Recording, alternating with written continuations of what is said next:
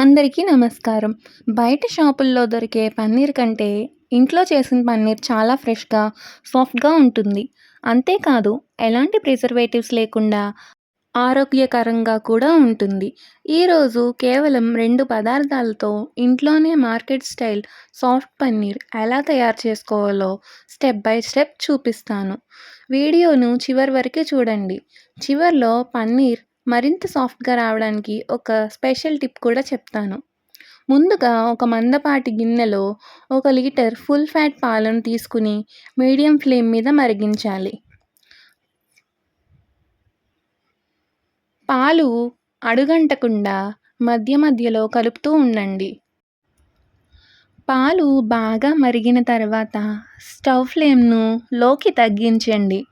ఇప్పుడు కొద్ది కొద్దిగా నిమ్మరసం వేస్తూ కలపండి. చూడండి, పాలు చిట్లడం ప్రారంభమవుతుంది. పచ్చటి రంగులో నీరు వేరుగా కనిపించే వరకు కలుపుతూ ఉండండి. పాలు పూర్తిగా చిట్లిన తర్వాత స్టవ్ ఆఫ్ చేసేయండి. ఇప్పుడు ఒక జల్లెడపై శుభ్రమైన కాటన్ క్లాత్ వేసి ఈ మిశ్రమాన్ని వడకట్టండి. పన్నీర్ మొత్తం క్లాత్‌లో మిగిలిపోతుంది. ఇప్పుడు నిమ్మరసం పులుపు పోవడానికి చల్లటి నీటితో ఒకసారి బాగా కడగండి. తర్వాత క్లాత్‌ను గట్టిగా కట్టి అదనపు నీటిని పూర్తిగా తీసేయండి.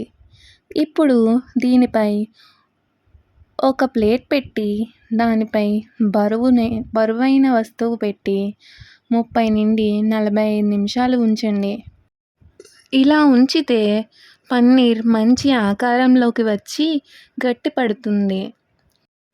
ఇప్పుడు ఒక గ్లాస్ వాటర్‌ని బాగా మరిగించుకుని అందులో మనం ముందుగా తయారు చేసిన పన్నీర్‌ని 1 నిమిషం పాటు వేడి నీళ్ళలో వేసుకోవాలి. చాలా అందంగా, సాఫ్ట్‌గా, ఫ్రెష్‌గా పన్నీర్ రెడీ అయింది. ఇప్పుడు మీకు నచ్చిన సైజులో కట్ చేసుకోవచ్చు. ఈ పన్నీర్‌తో పన్నీర్ బటర్ మసాలా, కడాయి పన్నీర్, పన్నీర్ ఫ్రై వంటి ఎన్నో రకాల వంటలు చేసుకోవచ్చు. స్పెషల్ టిప్ ఏంటంటే పన్నీర్ మరింత సాఫ్ట్‌గా రావాలంటే ఎప్పుడూ ఫుల్ ఫ్యాట్ పాలను ఉపయోగించండి. అలాగే పన్నీర్‌ను ఎక్కువసేపు బరువు కింద ఉంచకండి. ఇలా ఇంట్లోనే చాలా ఈజీగా సాఫ్ట్ అండ్ ఫ్రెష్ పన్నీర్ తయారు చేసుకోవచ్చు. ఈ రెసిపీ మీకు నచ్చితే వీడియోకి లైక్ చేయండి, షేర్ చేయండి. ఇంకా మా ఆహా అమృతం ఛానల్‌ను సబ్స్క్రైబ్ చేసుకోవడం మర్చిపోవద్దు. మళ్ళీ మరో రుచికరమైన రెసిపీతో కలుద్దాం. ధన్యవాదాలు.